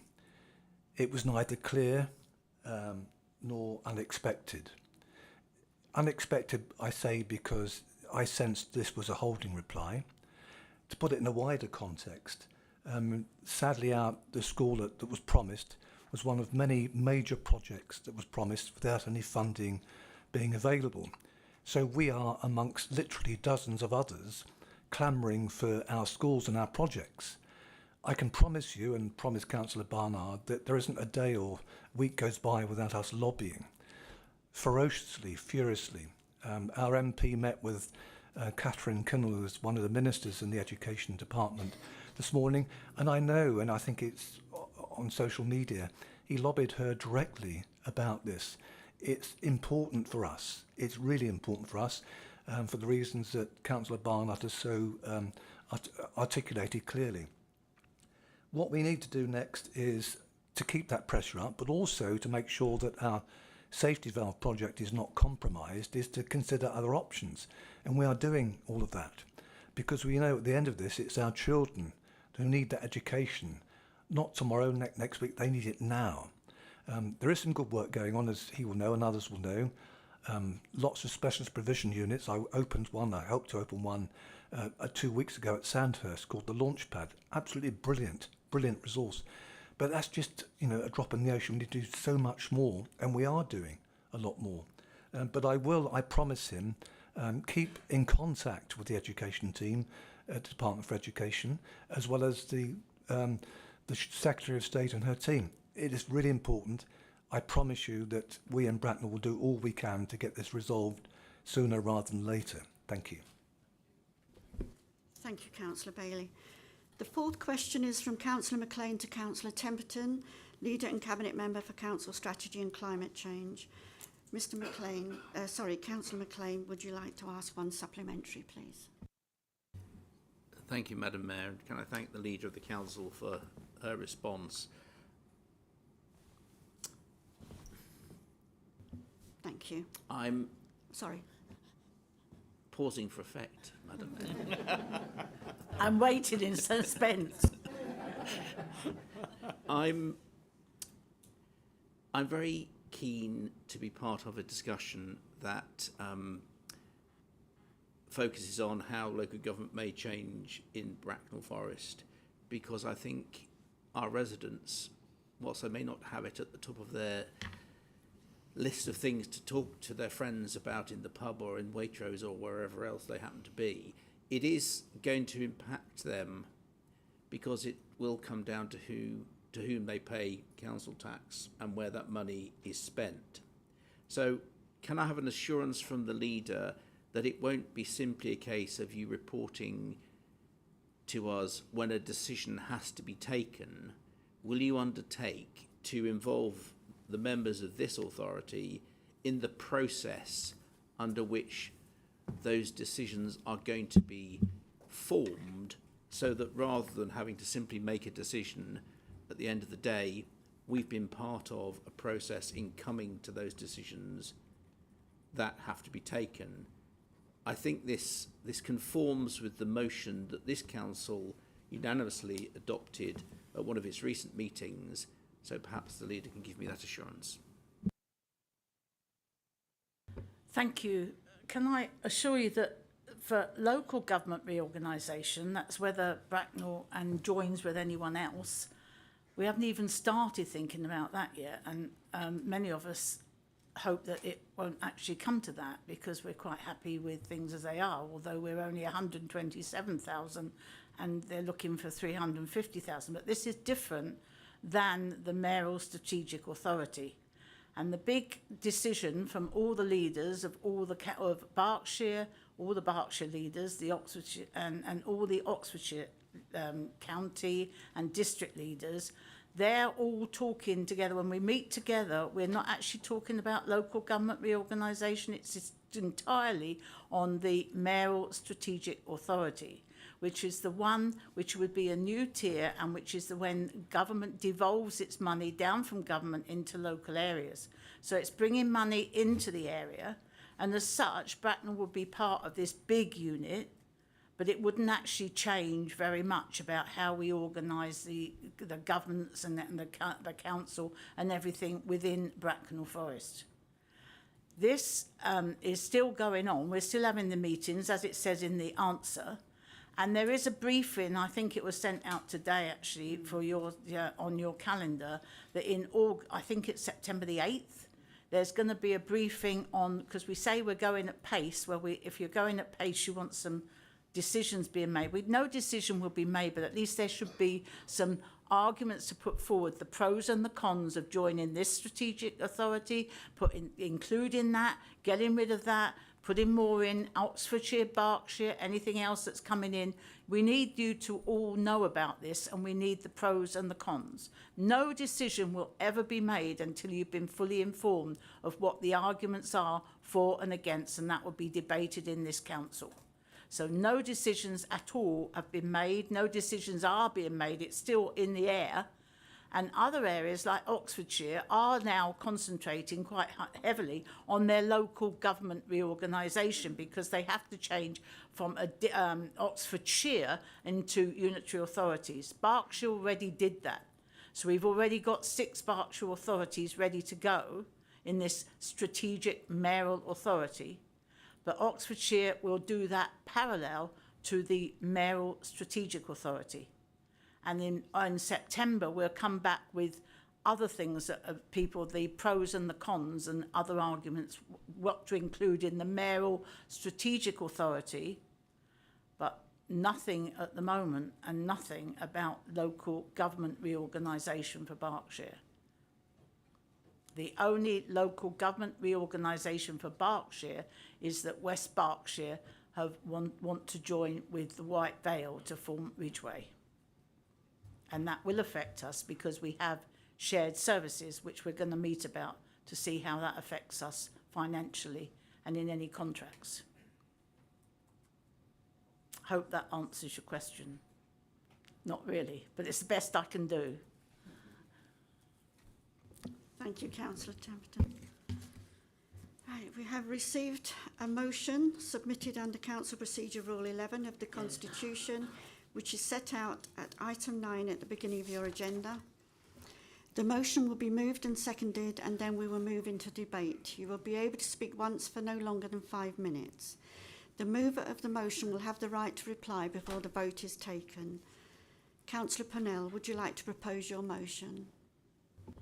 Thank you, Madam Mayor. I would like to move the motion as shown on the screen. Thank you, Councillor Purnell. Councillor Smith, do you second the motion? Thank you, Madam Mayor. Yes, I second this motion. Thank you. Councillor Purnell, would you like to speak to the motion? Thank you. Yes, I would. It's coming up to the 1-year anniversary of the sickening riots that swept across the UK following the harrowing murder of 3 young children in Stockport. Speculation, fear-mongering, mis- and disinformation led to the persecution of predominantly Muslim communities. Violence and criminal damage left the men, women and children of these communities across the UK living in fear. We were fortunate to not see any violence in Bracknell Forest. However, that did not stop members of our very own community being frightened. Frightened to leave the house. Frightened to take their children to school, to shop, to work, to worship. Members of our community, many of whom were born and bred in Bracknell. This is not acceptable. Today, I went to meet some of our guests who are staying at the Transitional Hotel. This was along with a Christian church leader, the Imam, and a veteran. We met men, women and children who've arrived in Bracknell in search of a safe and peaceful life. A life where their little girls can go to school and achieve their dreams and aspirations. We all offered our help and our support, and I was humbled by their gratitude and by their desire to integrate into their new communities. The atmosphere was tranquil, the children were laughing and playing. What a different life we've been able to offer them. I am well aware that there are sections of our society who do not agree with me. I get emails from residents who do not want to live in a culturally diverse society, who are against those with a different culture from us, who do not believe that a culturally diverse society is a rich one. This is why our community strategy is so important. The aim of our strategy is to create community in which everyone belongs, in which everyone has a chance to thrive and prosper. This is not a council-owned strategy, but one which is being developed with our partners and with the community. We are in the understand phase of the strategy, and we have a survey which is on our website and will be live throughout the summer. We want to hear from you. We want to understand your concerns and what is important so that we know what to prioritise. By working together, we can achieve a community in which everyone can thrive. So this motion is for anyone who's been made to feel that they don't belong, made to feel ashamed of who they are. There is so much more that unites than divides us. We all have a role to play in society. We all have different skills and experiences to bring to the table. These differences are our strengths, and this strategy will bring out the best in everyone. However, this motion is also for you if you feel that politics, national and local, no longer speaks or caters for you. If you feel that British values are being eroded. British values are at the heart of everything that we do. To be British is to stand up to bullies and tyrants, those who marginalise and dehumanise others. To be British is respecting the diversity of beliefs, faiths and backgrounds and treating everyone with respect and compassion. I urge my fellow councillors to support this motion. To abstain or vote against is a nod to those who seek to divide us, who spread hatred and false information. This is not about party politics, it's about being a kind and compassionate human being. Building stronger communities will support us all. No one will feel isolated or left out. Everyone will know that they are valued and that they belong. Thank you. Thank you, Councillor Purnell. Councillor Smith, do you wish to speak or reserve? I will reserve, Madam Mayor. Thank you. Does any councillor wish to speak?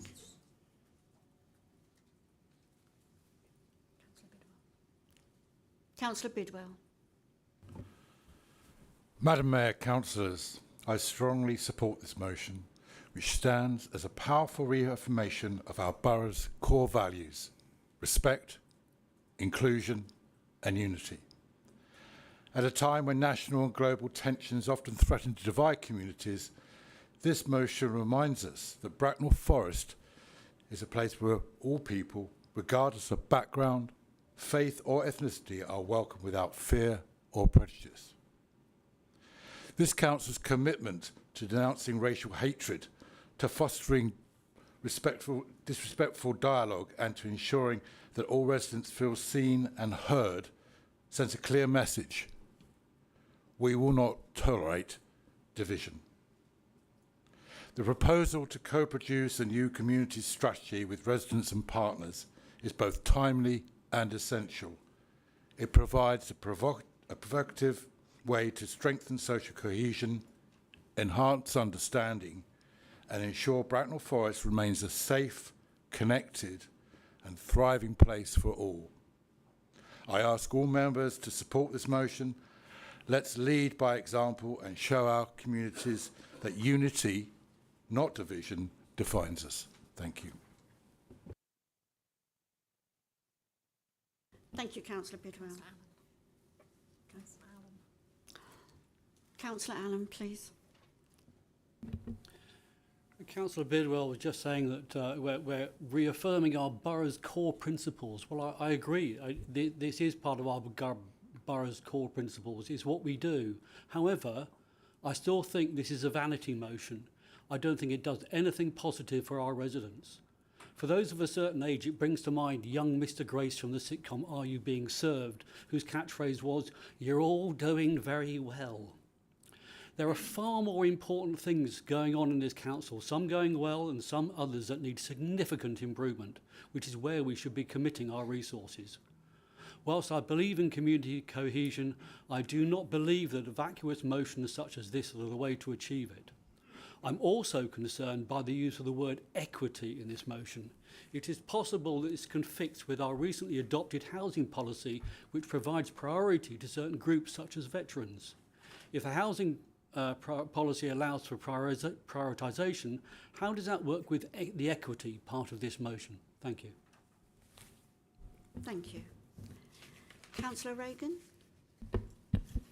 Yes, thank you, Chair.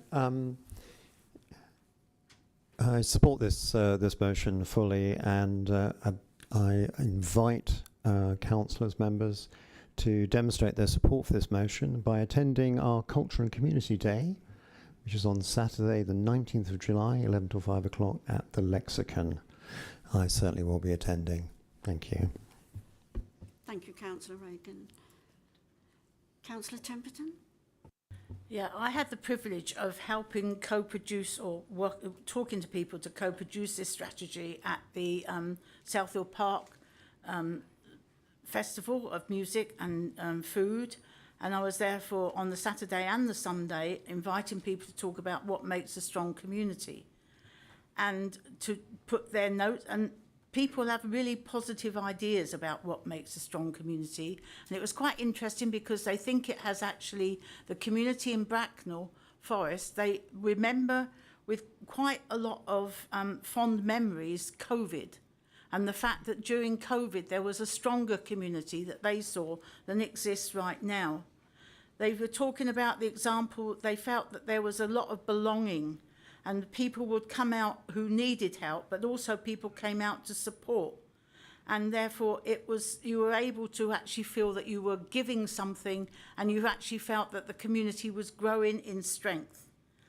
There are many communities, churches, friends, scouts, sports teams, community, but we need to connect all these communities together so that we're all working strongly so we can support each other whatever happens. Residents are very, very positive about living in Bracknell Forest, but most also want to build on this strength and make the community connections. They want to celebrate the feeling of giving and feeling part of something special. And the post-its received on that day, these were the feelings that were shown. Thank you, Councillor Temperton. Councillor Forster? I sense that our Conservative colleagues, using such words as vacuous and vanity, are not going to support this motion. Well, that's shameful. That's genuinely shameful. I'm actually lost for words. Community cohesion.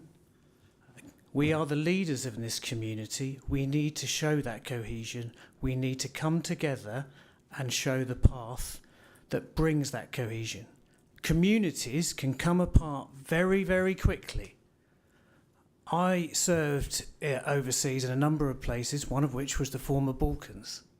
Communities come apart really quickly if leaders don't raise their game and provide that cohesion, that conversation amongst the people of that community. I ask you individually to look at your own principles, your own values, and think about why you should show that leadership and vote for this motion. Thank you.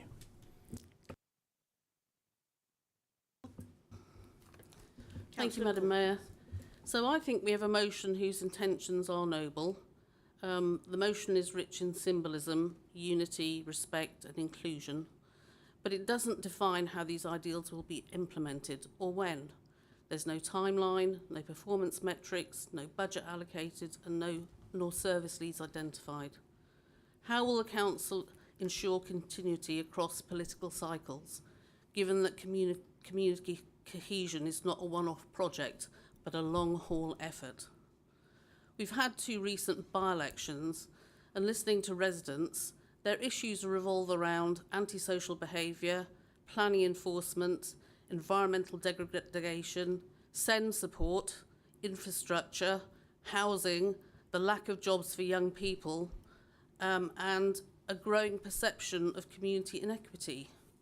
We have not been able to meaningfully include and improve basic services for all voices in Bracknell.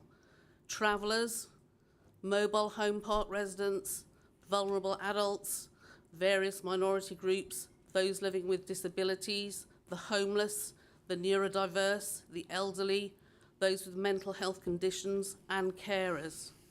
Community cohesion can only follow when basic expectations are met. Residents must feel safe, basic services must be delivered reliably, and there must be transparent accountability. Unfortunately, the motion reads as a veneer, a hopeful promise of unity and goodwill that diverts attention from the core issues, because it fails to address the lived realities of the people of Bracknell, offers no measurable infrastructure for delivery, and makes no commitment of sustainable resources. I am not able to support the motion as it stands tonight. Thank you. Thank you, Councillor Gore. Councillor Harrison? Thank you. Yeah, I'm sure that Councillor Purnell brought this forward with the best of intentions, and I would agree with some of the sentiments. I wouldn't describe it as vanity, but it is, yes, it is virtue signalling. We all, I think, want a cohesive society where everybody can get on together, where people are judged by the content of their character and not the colour of their skin. But if you look in this motion a bit further, it mentions equity, not equality. So equity, what's that? Let's unpack it. What does that mean? It's a term from critical race theory, a theory that divides people into groups according to their race, gender, sexual orientation and so on, dividing them. And it treats people as part of groups rather than individuals, and then treats people unequally according to what group they form part of. I believe in giving people equal opportunities, but I think it is incredibly divisive to start dividing people up into groups and treating them differently. And that's why I can't support the idea of embedding equity in a council strategy. It's a Trojan horse for a political ideology that I cannot support. It will describe people by their race or religion and divide people. And that is not a recipe for a good society that is cohesive. Thank you, Councillor Harrison. Councillor Gilby? Thank you, Madam Mayor. I hadn't intended to speak until everyone else had, but I really can't hold it in any longer. To hear about this not being a very important issue, or this not being a core issue, let me tell you, and I'm speaking from experience here, I know and have heard firsthand people who are frightened and in tears by some of this rhetoric. And I'm not saying that like some made-up thing. I'm saying my own experience here. And to say that it is not a very important issue, to people who feel this and fear this, it is an important issue. I won't say any more on this. I am dejected by some of these comments here, and I'd ask for a recorded vote. Thank you. Thank you, Councillor Gilby. Councillor Sarita? Thank you, Madam Mayor. As someone with lived experience of being part of a minority community in Bracknell Forest, I'm humbled and will always be grateful to the residents of Sandhurst for entrusting me with the honor of representing them on this council. The values in this motion, mutual respect, inclusion, standing against hate, are the values that allowed someone like me to be elected and be in this chamber. In particular, to serve this borough, and in particular to the residents of Sandhurst. This borough is my home, and I know what it feels like to be both welcomed and at times made to feel different. That's why this motion matters. This may be viewed as just symbolic, but at a time when public trust is fragile and communities across the country feel increasingly polarized, it's important that we reinforce the values that hold us together: mutual respect, fairness, and a shared sense of responsibility. As councillors, it's our role to lead by example and ensure that Bracknell Forest remains a place where diverse communities are treated fairly and with respect. It's utterly disappointing that some members of the Conservative group have chosen not to support this motion, particularly one that speaks to the basic values of fairness, respect, and unity that should transcend party politics. This motion does not silence any view. It doesn't shut down debate. In fact, it calls for a respectful dialogue and for working together to build a strategy with residents of all backgrounds. That's not political, that's democratic. I strongly support this motion and urge all my colleagues in this chamber to support it as well. Thank you. Thank you, Councillor Sarandon. Councillor Robertson to speak, please. Thank you, Madam Mayor. Sadly, I will not be supporting this motion. I strongly believe that charities, voluntary organisations, religious and cultural organisations, parish and town councils within Bracknell Forest have been building and maintaining strong, connected, healthy, cohesive and happy communities for many years, and they will continue to do so for the foreseeable. Thank you. Thank you, Councillor Robertson. Councillor. Thank you, Madam Mayor. I certainly personally would like to be known who I include rather than who I exclude from my life, my family, my professional job. Every new friend, family member, carer, colleague that has come from a different background that I have come encounter with has only enriched my life, so I shall be supporting this motion. Thank you, Councillor Watts.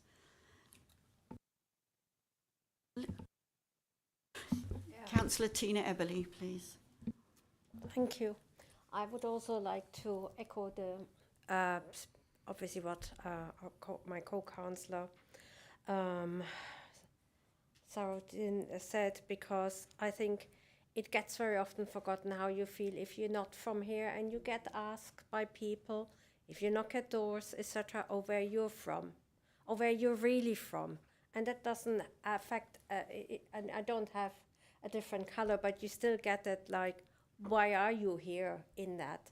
So I think, yes, we should support that motion.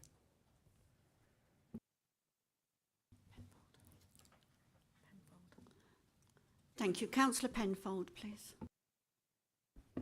Right. I had the privilege of going to an EFA quite recently, where I met and talked with several high-achieving Muslim women who had been born, most of whom had been born and bred in this country. They loved this country. They did not feel separated, even though they were quite conscious of their background, quite conscious of their culture, and they wanted to preserve it. In fact, in some cases, they were trying to revive it because they felt they hadn't had it earlier.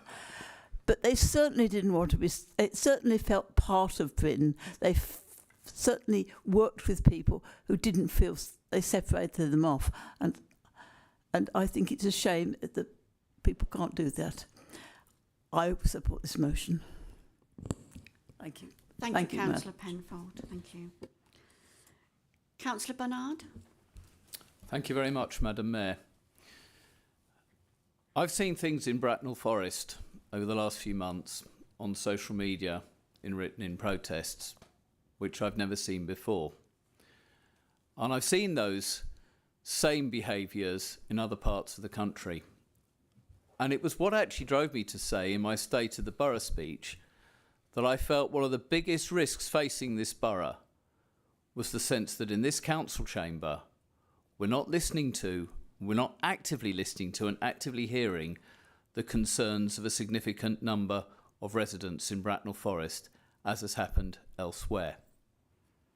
In my 28 years as a councillor, I've come to understand that community cohesion is not driven by emotions.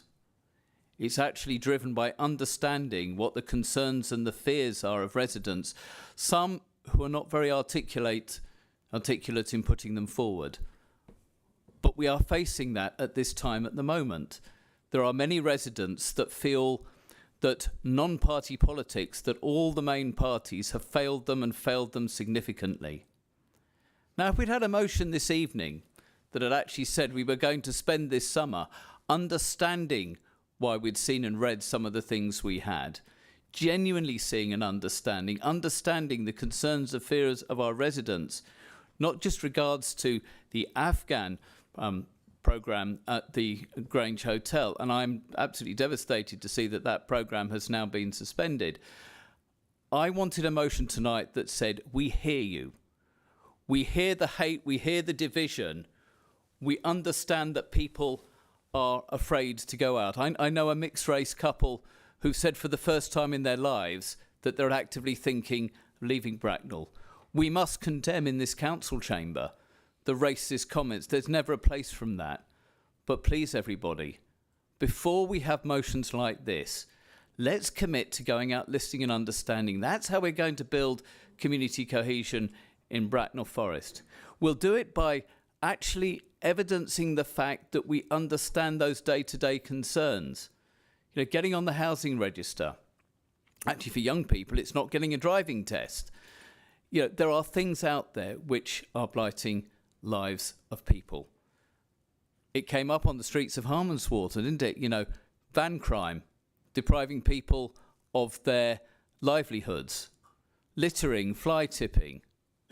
The sense that there are people in this borough who no longer feel connected in a way they did. I will not support this motion this evening because I want to be very, very clear that before we move such motions, we absolutely go out to understand what's been going on. I believe the people of Bracknell Forest, if they are listened to, if they are heard, if we offer good solutions and good explanations, if we recognise their concerns, we will actually bring this community back together. And then our community strategy will be based on a general broad understanding of what our residents think. So I will not be supporting this motion this evening because I actually think it's not going to achieve what it desires to achieve, and that it will actually give voice to those who wish to sow division in Bracknell Forest, not those who wish to bring it together. I wish it had been stronger in its wish to understand what drives people. But I finish by saying this very clearly. There is no place on social media, there's no place in comments made in public that a racist, homophobic, sexist go against all the principles that we have as British people working together. But let's hear, understand and feedback first, and then let's move together on a community strategy. Because if we don't, I think things are going to get very difficult in this borough. And I stand by what I said in May this year, and I stand by the fact I'm voting against this motion because I want this council to really understand that out there that there are many unhappy, disaffected, disconnected people who we have to find a way of reaching out to, because if we don't, it will actually drive a wedge in our community, not build the cohesion that we want to have so much for the future. Thank you, Councillor Bernard. Councillor Brown, please. Yeah. I first want to address the strange belief from one of the councillors that equity means something to do with race and division. Equity, it means fairness and justice, and is distinguished from equality, whereas equality means providing the same to all. Equity means recognising that we do not all start from the same place and must acknowledge that make adjustments to imbalances so that we do all have the same opportunities. And so I don't know where the idea about racial hatred and stuff came from equity and equality. Anyway, that's why equity was used in this, not equality. I can see that they haven't been listening to all the things that we've talked about, and the openness of this council and the willingness to discuss everything. And I just think this motion does encapsulate all the things that we've been trying to do, and it shows that we are trying our very best to, and we will continue to do so, to make sure that each one of us has the same opportunities, and that we know that people are afraid from both sides of this debate that they're not going to get what they want. The point is that actually everything is fair as far as we can make it, and we are doing our best to make sure that everybody understands what's going on here. The council has repeatedly had to put out corrections about some misinformation and disinformation about the dreadful things that have been bandied about on social media. And hopefully people will look at actually the truth of what comes from the council. And this council wants to embody that whole thing of fairness and justice throughout everything we do. And that's why I'm supporting it. Thank you, Councillor Brown. Councillor Collins, please. Thank you, Madam Mayor. I just want to say that I will be supporting this motion.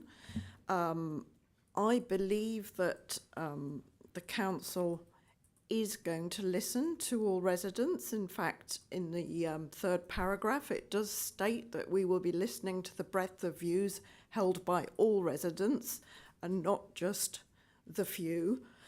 So I believe that it is a positive thing to put forward this motion, and as I say, I will be supporting it. Thank you, Councillor. Any other questions? Councillor Smith, would you like to speak, please? Thank you, Madam Mayor.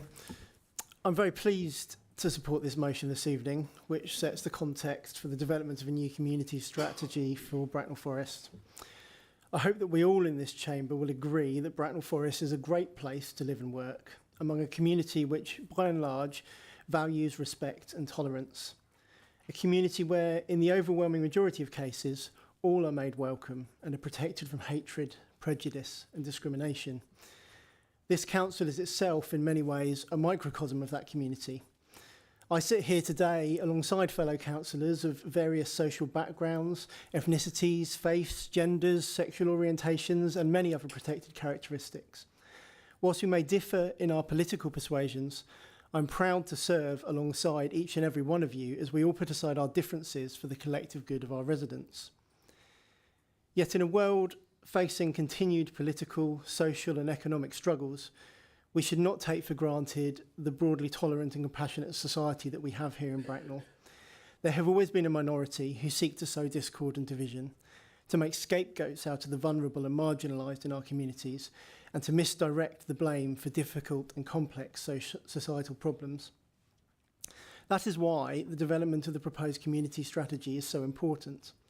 As political leaders and elected representatives of our residents, we have an important role to play in guiding this process, not to dictate, but to listen to all points of view and co-produce with our electorate a defining vision that will set the direction for this council and our community partners to preserve and foster the inclusive community we want to live in for generations to come. Madam Mayor, that is all that I had prepared in advance to say on this motion tonight. However, I must say that I am extremely disappointed at the position expressed by our Conservative colleagues this evening. Just a few days ago, I spoke with the Conservative Group Whip and made it abundantly clear that Councillor Purnell and myself would be more than happy to consider any amendments that their group wanted to make to the motion to secure their support. Yet rather than engaging constructively to find a solution this council is able to unite behind, they have elected to oppose this in its entirety. There has been an abundance of criticism this evening, paired with a complete dearth of helpful suggestions. Councillor Barnard gave us a long list of wishes in his speech, And I'm led to wonder why he did not take up the opportunity to collaborate with us to incorporate these into a cross-party motion rather than just sniping from the sidelines. Shortly before the start of this meeting, Councillor Barnard explained to me that the reason that the Conservative group have opted not to proffer an amendment was because any such amendment would have had to completely rewrite the entire motion. Apparently, there is not one paragraph, not even a single line of text in this motion the Conservative Party are willing to support. I remind members that this is a motion which, and I quote, reaffirms our commitment to ensuring that all people from all backgrounds are welcomed and accepted in Bracknell Forest without fear of prejudice or persecution. It is a motion which, again I quote, denounces all forms of racial hatred. It is a motion which commits to upholding respectful debate and dialogue and which seeks to foster a cohesive community built upon a foundation of mutual respect whilst recognising and listening to the breadth of views held by all residents. I could go on, but at risk of just reading aloud the entire motion, I'll stop there. Whatever kind of political point they're trying to make tonight, I fear it is misjudged. I have my political disagreements with the Conservative Party, many of which have been aired within this chamber over the last 2 years. But honestly, I'm lost for words that this motion has become a battleground over which we're arguing this evening. I implore the members of the Conservative group to reconsider, reread this text in the remaining moments of this debate and ask yourselves honestly, with all integrity, what on earth is there in the language of this motion that you cannot support? I would also, just as a matter of course, just remind those members that until the mover has been invited to sum up, there does remain an opportunity to move an amendment to the motion. So if any member of the Conservative group would like to engage and work with us constructively on such an amendment, I would gladly support a motion to adjourn if it will give us time to work out the details together. I really do hope you might actually take us up and work constructively on this. Thank you. Thank you, Councillor Smith. Thank you. Councillor Pennell, would you like to sum up, please? Oh, sorry, I didn't see that. Thank you, Madam Mayor. I've listened very carefully to everything that members have been saying tonight, and it's fair to say that those members who know me well will recognise that I'm what might be called a consensus Conservative, not something that necessarily makes me very popular with my Conservative colleagues from time to time. So instinctively, my thinking would be to support this motion. And it would be easy to do that, absolutely, to fall into line and adopt a path of least resistance, particularly in the light of the very persuasive comments that Councillor Smith has made and the very passionate speech that Councillor Gilby made, because this issue is very, very important. If we do not have a cohesive community in Bracknell Forest, then everything else goes out the window. But I do not believe that this motion adequately recognises and addresses the legitimate concerns that many of our residents have. Councillor Barnard has made the point, this motion is premature, and that's why I can't bring myself to vote for it. Because it's not about the community cohesion strategy. Let's separate that out from what we're doing tonight. We in the Conservative Party on this council fully support the community cohesion strategy. That is not a question that can be considered as invalid. We as a Conservative administration in running this council developed a community cohesion strategy over very many years, and all of us who were on the council at that time supported it and worked with our communities to make it work. We saw terrible things in Southport. We've seen terrible things elsewhere, but not in Bracknell. The trouble with this motion is it plays to those who want to damage community cohesion in this borough. It ignores the lessons of recent history and allows people to say, well, you're all the same. We in the Conservative group will continue to actively promote and support community cohesion, and we will do so as part of what's going on in this. But the motion doesn't really deal with that. So, I would like members to understand why I'm opposing this motion, because it does not actually do anything to foster greater community cohesion. We're already doing so, building on work done over many years. We don't need a premature motion like this to continue to do that. So that's why it's with a considerable amount of regret that I won't be supporting the motion tonight. But, another but, I will be happy to take up Councillor Smith's suggestion that once we've done the hard work on community cohesion, we look at what our residents have told us, and then we bring forward a motion that builds on that and demonstrates to anybody who stands against inclusion that we in this council chamber will oppose them every step of the way. Let's do things in the right order, and I, as a Conservative, am happy to work with Councillor Smith, Councillor Purnell and anybody else in this chamber to deliver a motion that's unequivocal, clear and builds on and supports community cohesion. Thank you. Thank you, Councillor. No other questions? Councillor Purnell, do you wish to sum up, please? Thank you, Madam Mayor, and thank you to every councillor as well that has spoken this evening. Some very passionate voices in this chamber. I am also shocked by some of the comments that I've heard this evening. We are community leaders. We need to lead by example. The community strategy is all about speaking to people, is all about finding out how people feel, what are the issues that are affecting them. Talk to us, tell us what your priorities are. And that's what this motion is saying.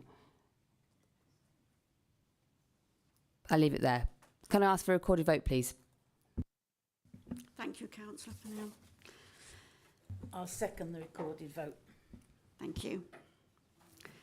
Right, a recorded vote has been requested by Councillor Gilby and Councillor Purnell and seconded by Councillor Temperton. So please can you confirm whether you are for, against or abstain from the vote when the clerk calls your name? Thank you. Councillor Allen.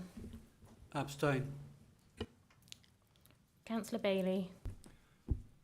For. Councillor Barnard. Councillor Bidwell. For. Councillor Brown. For. Councillor Cochrane. For. Councillor Collings. For. Councillor Christoph Eberle. For. Councillor Tina Eberle. For. Councillor Eggertson. For. Councillor Mike Forster. For. Councillor Sophie Forster. For. Councillor Frewer. For. Councillor Gore. Against. Councillor Gilby. For. Councillor Haffergy. For. Councillor Harrison. Councillor Hayes. Against. Councillor Karim. For. Councillor Mackenzie Boyle. Abstain. Councillor McLean. Against. Councillor Mossam. Councillor Neal. For. Councillor O'Regan. For. Councillor Penfold. For. Councillor Pressland. For. Councillor Purnell. For. Councillor Robertson.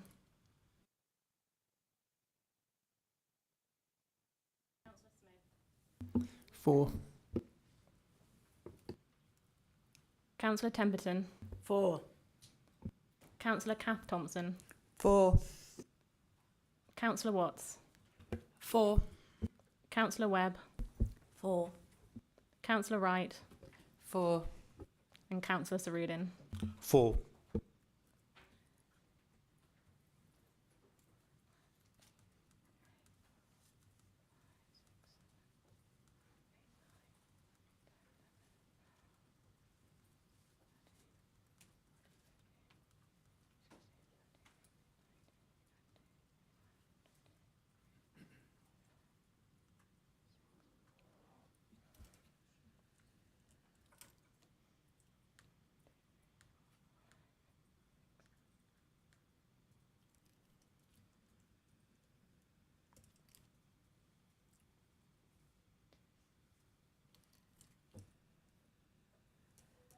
So that's 26 for, 6 against and 3 abstentions. Thank you. That has carried. Thank you.